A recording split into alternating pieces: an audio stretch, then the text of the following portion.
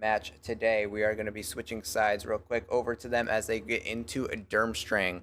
This is definitely a matchup where I like to see this map. I like how it looks as the bottom floor with that black and gold. But we'll see how the players compete. We'll be taking a look straight from the Squires perspective. Taking a look, we're looking at Fatty Mo Matty on the blue side. And we're going to switch over to our scoreboard up top. You guys will be able to see that now as well. There we go. Quick reset. There we go. All right, we see Fatty Momadi with early possession, able to try and go for a quaffle score early on, was able to get blocked straight off the bat, and possession switches over into hands of Merlin. We see Time Bomb getting a nice save, and over right now we see Fatty Momadi kind of set up in that midfield area to get the catch. He missed the quaffle just barely, but we see him back and forth already ready right now, 0-0. No one's able to get the quaffle early on, back and forth.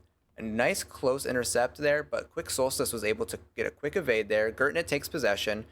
Fatty Momadi, you're seeing him kind of play more of this midfield chaser, making sure he's getting these intercepts and ready for these long passes set up. We see him trying to go up against another score here. A shovel pass to the right, but no teammate was there, so Shade was able to get that. In the top right, we do see Dementor fell. So this is going to be a quick lead right now for Order of Merlin going into the early Snitch gameplay. We will take a switch over onto Order of Merlin's perspective. We're going to be seeing Lucas. Lucas was a highlight chaser, as we were talking about early on. Lucas was scoring most of the goals last week. He scored 10 goals between 2 games, getting that plat medal every single time. So definitely a chaser to watch out for. We see him pass to his teammate, set up for a one-timer, and Quick Solstice was able to take that pass and put it in. 10-0, Order of Merlin taking the early lead, 5 minutes and 30 seconds left on the match. Till now, it's a pretty even game in Quaffle game, and even though the mentor died, Snitch is still pretty close, and I think a couple bumps can make it up here. We see Gertnet with possession, a quick pass over to Fatty Momadi, and a great one-timer there.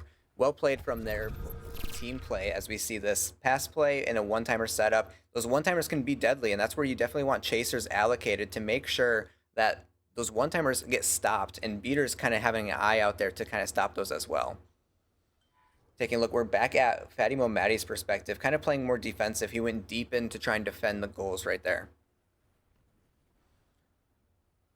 I think Snitch is really important right now. Do we have a Yes, we will be having a perspective visuals from on that? Dementor. There we Perfect. go.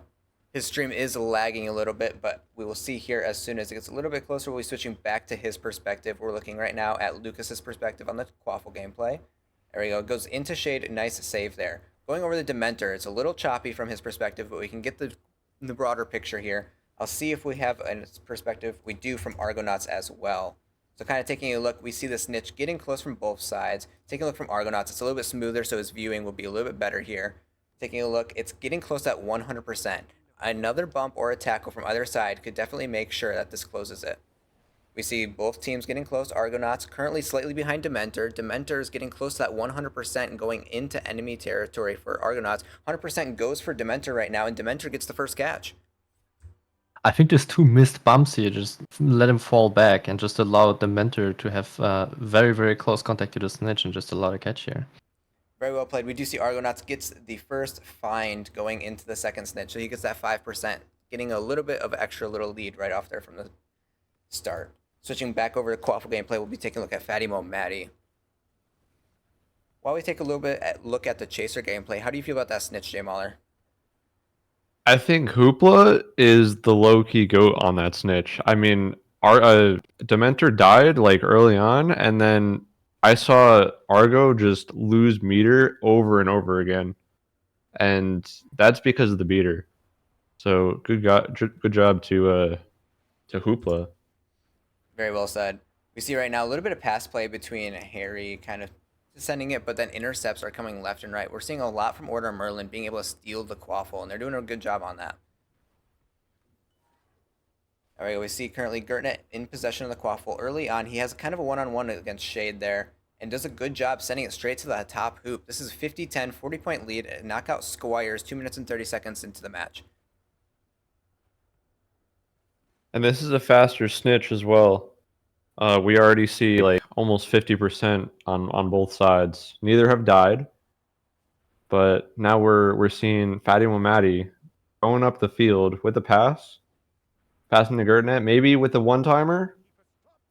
Good save there from Unlucky. Shade. We also saw a lot of interactions from the beater with the Quaffle game here from out of Merlin. I'm not really sure if that's the right play here, because they're kind of relying on the next snitch. They need to get this, so they need to get the mentor down. A good And that's one-timer snitch play there. insurance already. 50 up, 60 to 10, 2 minutes left.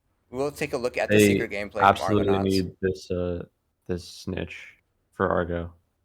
Watching Argo's perspective here, we see he's nice and healthy still. He's definitely not being harassed as much, but Snitch Bar is not enough in his favor to let off by any means.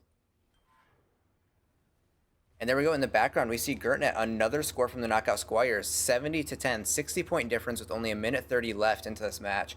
Not only do they need the snitch catch, but they also need to score 3 more times on the Quaffle. It's gonna be tough with 1 minute 20 to go. It's definitely possible, but it's got to get past midfield to get to that. Taking a quick look, Fatimo Matty is heading back into the Quaffle range. A nice pass over there and another one-timer setup. Didn't quite go through. Good save from Shade there. Back to Argo.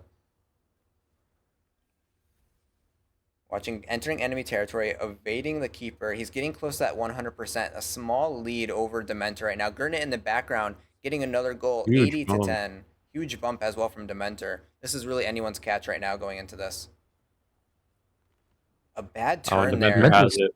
The mentor's won it. Dementor dies! Oh. Argo has this! Argo's also Maybe being not. harassed, Argo though. gets hit by a bludger. There's the 100% again into enemy territory, and there's the catch that he needed. There we go, 80-40, 40-point differential. It's not enough to create the difference in this game, but that score difference is definitely going to help them in the long run. See Fatimo Matty getting ready to try and make up the difference, try and bring up the score just a little bit more from 80-40. Is he going to get the 90 here? He does try and score, but a little bit too close to the hoops, and it went to the side. We've seen a 1-1 snitch catch here. We've seen a pretty balanced Quaffle gameplay for the most part at the start, but then between Fatimo Matty and Gertnet was definitely a little bit more dominant for the Squires as we went into the later match. And there we go. Last second, we see Fatty saving a goal. Well played from both sides there. Taking a look at this Tux, how are you feeling about that matchup? I feel like they could have got 2 snitches. Both sides could have 2 snitches, and at the end it just came down to the who's hitting the last couple bumps, who's hitting the last couple tackles, who's slowing down the Seeker enough to get close to the snitch. On the first snitch was the Mentor, and the second was Argo, so this could go either way with the snitch. For the Quaffle gameplay, I want to see a bit more defensive play from Merlin in terms of tackling one-timers. We saw a lot of one-timers from the Squires here. They are pretty confident and pretty good with their setups till now. The shovel passing at the last second and then hitting these one-timers in. So eliminating these one-timers could really help Merlin's defense here, and then just help the Quaffle game overall. And then Mahler. There were so many opportunities on Shade and not enough on Time Bomb. And I think just because of just the defensive play, just at midfield from Fatimo Matty and Gertnet, like those chasers were really locked in, and they definitely won them the game for Squires. Yeah, both sides did really good going into that matchup. The Quaffle gameplay was a little bit more contested at the start, but we've seen it kind of start falling apart once the snitch got close during that first one. Tux, how do you kind of feel about the Quaffle gameplay? Do you think that they took away too much from the Chaser gameplay that allowed the snowball effect from the Squires to start scoring Quaffle after Quaffle there? I'm not even sure if that was the issue. I just feel like the pass gameplay from the Squires was way better. They managed to get the ball down consistently, and for Merlin, it just got intercepted. That might be a problem that they had too much like focus on the snitch for the chaser part, and the Squires didn't because they maybe didn't needed it. But yeah, I just feel like the Merlin's just have to get more consistent with the passes in the midfield. Don't get stolen that often, and then you have more opportunities in front of the goal.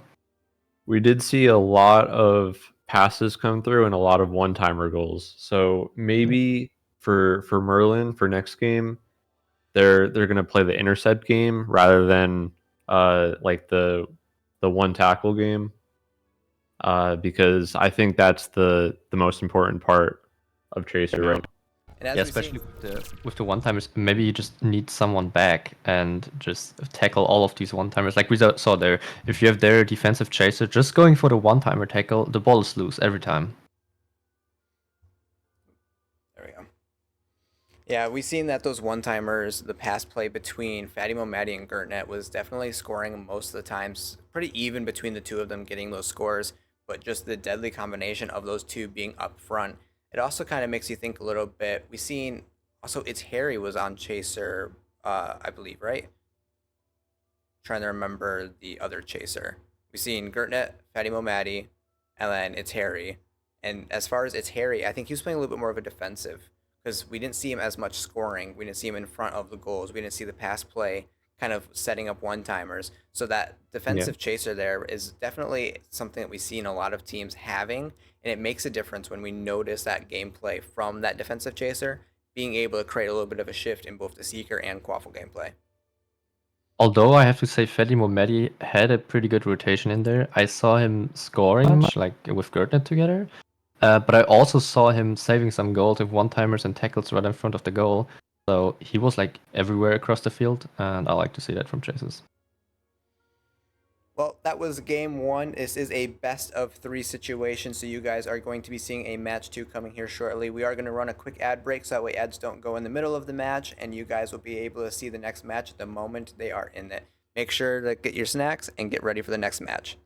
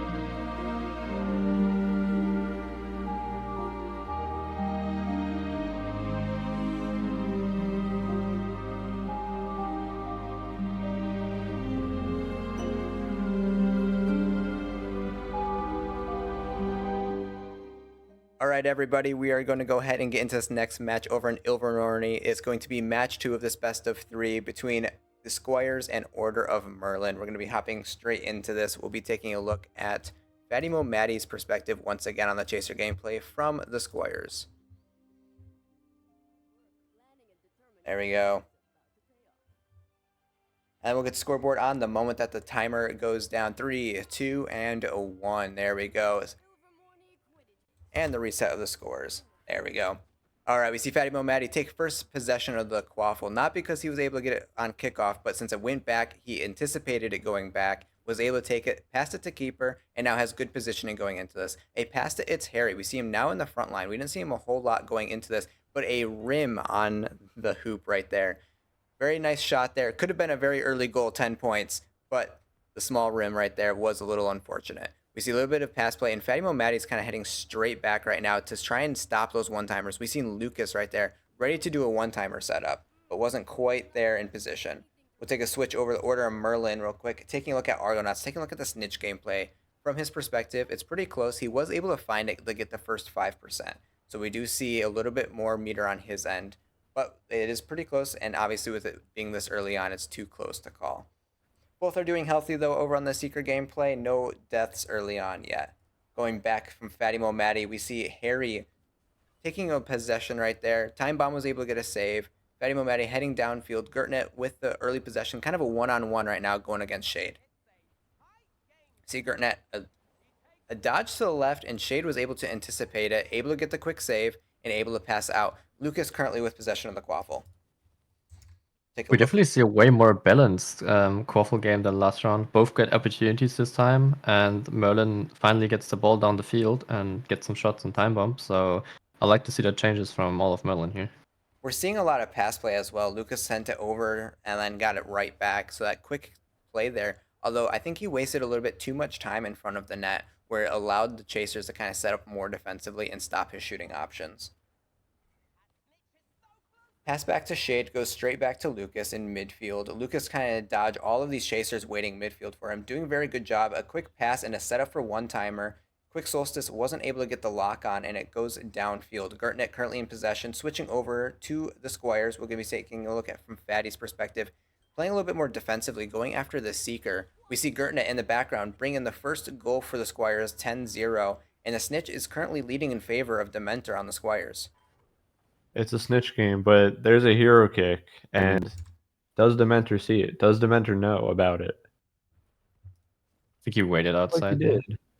Yeah, Dementor is currently low on health. He is regenning. We can see his health right there, but a nice bump from Argonauts, it looks like. It looked like that was going to be a counteractive who got the bump, but both are close. Gertnet in the background, 20-0, getting a little bit of snitch insurance here. Argonauts is in lead right now as far as the snitch, but it's really close. Dementor's currently, there we go, we see a bump, a failed bump, and then collide there. Dementor's on one health. One hit, though.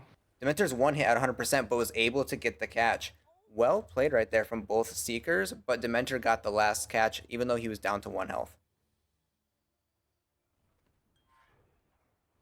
Taking a look right now from Argo perspective, just to see who gets that first snitch find. It's definitely hard to find that little golden snitch with everything going on. You see, nobody has found it yet. Argo Well, has it's passed probably it hidden behind like a hoop or something. There we go. We see Yeah, it the was first behind find. the red hoops. There we go. We see Dementor getting the first 5% there. We going back to Fatimo Maddie. There we go. We see him playing more defensively this time around. He played a lot more up front with Gertnet, but this time around he's playing a lot more defensively in midfield. See in the background, Lucas also falls. So a little bit there from Sticks as the beater on the Squires, kind of taking out Chasers that they think might be an issue for them. But there we go. We see Fatimo Maddie fall.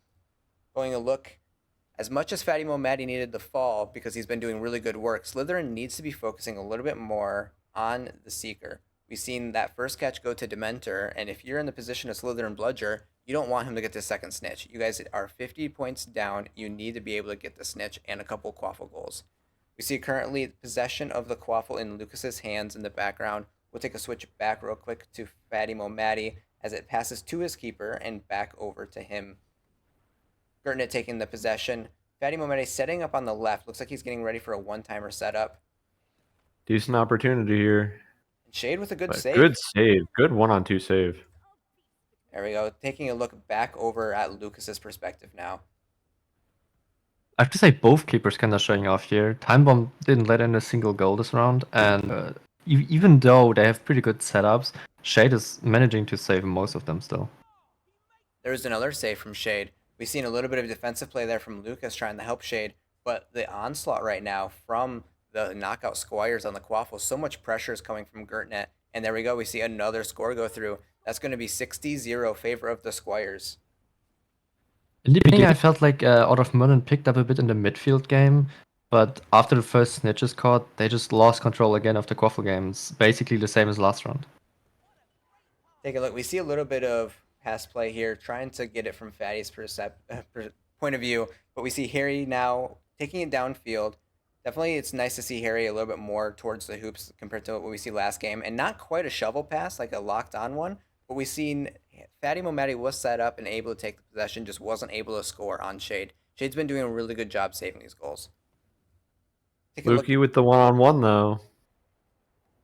We did see Time Bomb did get a save there from Lukey. Well played from there. Taking a look at Argonauts versus Dementor. Both are healthy going into Snitch Race. It's getting really close for either side, but we do see currently Dementor has the lead. Another point from Gertnet in the background, 70-0. If Dementor catches this will be game over.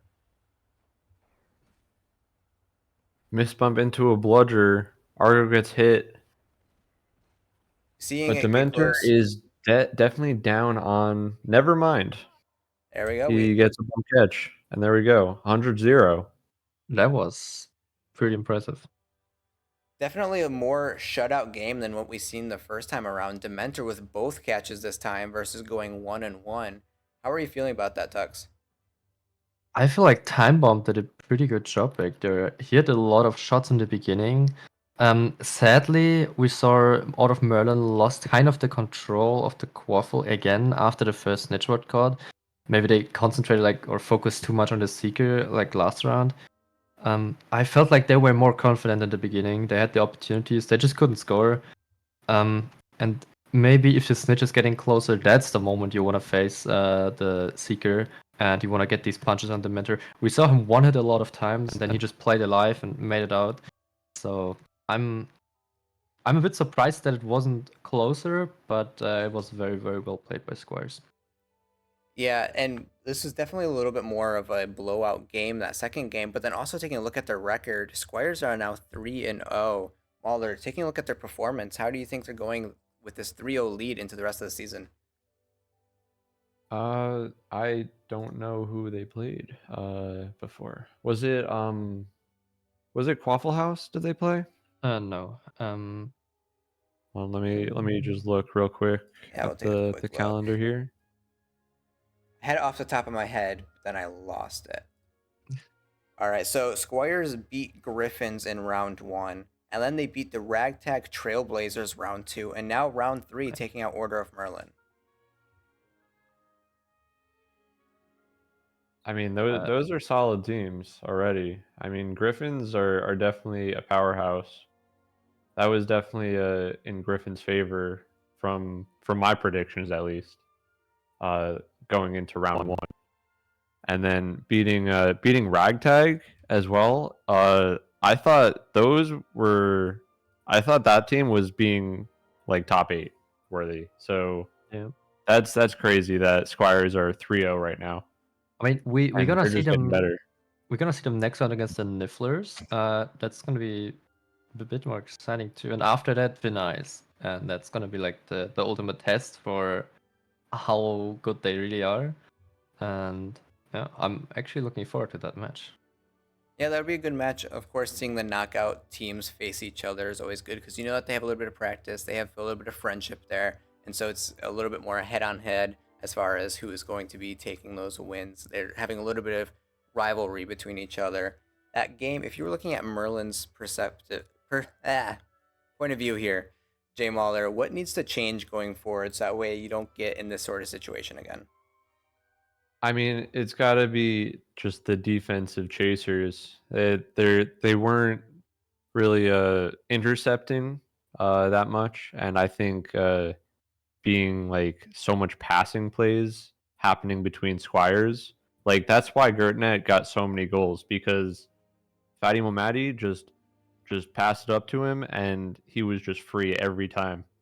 So I think a lot of work needs to be going into working on your intercepting, working on like one-timer intercepting, stuff like that. But I believe in these guys. I mean, we saw Lukey last week make a name for himself. So we gotta make a defensive name for ourselves as well. For sure. Ellen, Tux, your perspective. I totally agree with Molo, and I want to add to this. The Squires did exactly this on the other side. We saw the order of Merlin trying to set up some one-timers, and most of the time Squires just immediately tackled that one-timer out. And this is exactly what I want to see from the Order of Merlin on the other side. Also, I don't understand really why Order of Merlin went for so much one-timers when they realized they're just getting tackled out.